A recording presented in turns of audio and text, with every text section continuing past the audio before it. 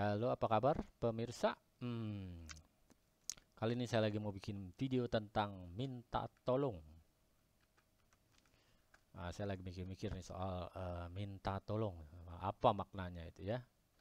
Kenapa ada orang susah tapi ogah untuk minta tolong? Sombong dia, malu dia.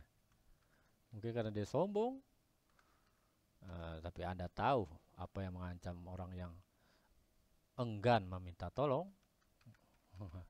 Anda akan lihat inilah bahaya yang mengancam orang yang tidak suka meminta tolong.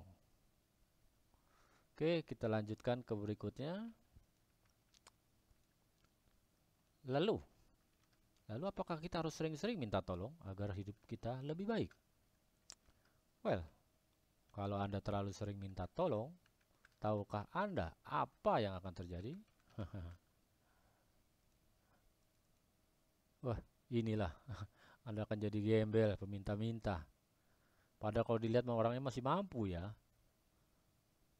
Oh, ini jadi orang kalau terlalu sering meminta-minta ini seperti ini nih. Terlihat mampu tapi kok minta gitu loh. Nah, mungkin karena Anda terlalu sering meminta gitu.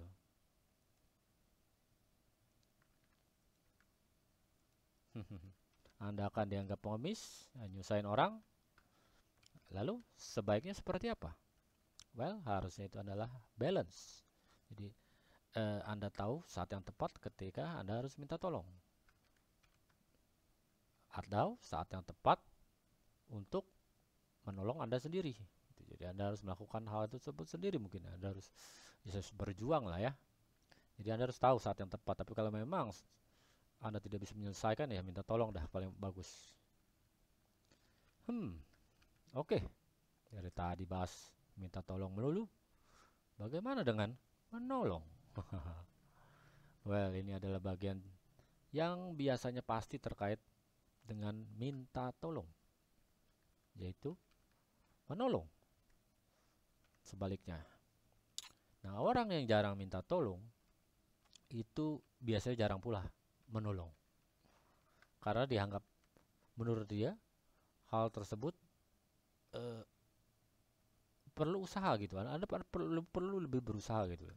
Jadi dia sebenarnya merasa itu dia sedang mengajarkan sesuatu hal yang baik kepada eh, orang yang meminta-minta tersebut gitu. Lalu lu kalau mau jangan susah ya usaha dong bro.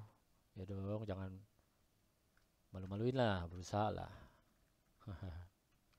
Tapi disitulah saya lagi mikir, apa iya sih seperti itu kejadiannya?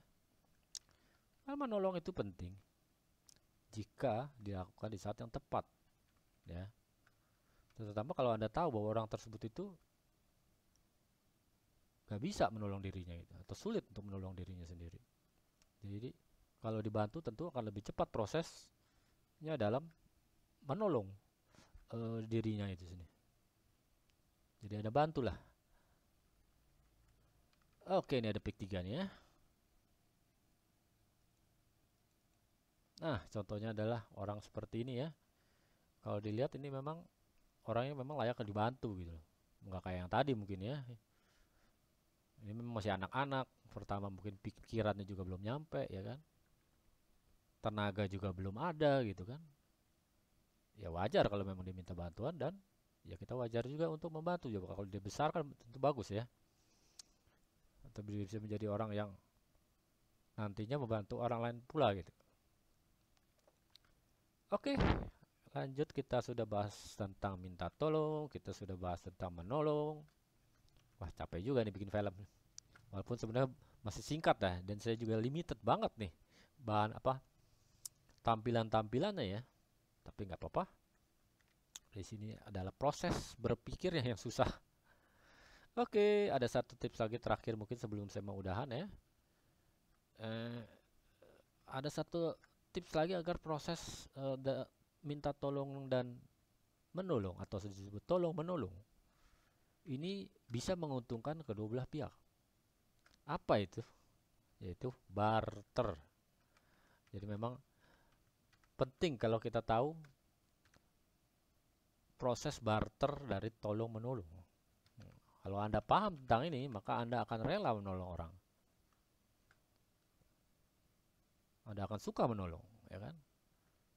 Dan Anda juga tidak akan sungkan untuk meminta tolong, karena Anda tahu bahwa meminta tolong itu adalah hal yang perlu. Kalau memang Anda tidak bisa, sudah mulai kesulitan gitu ya. Oke, cukup sekian. Semoga info ini berguna. Terima kasih. Saya Henry Simon Masih. Sampai ketemu kembali.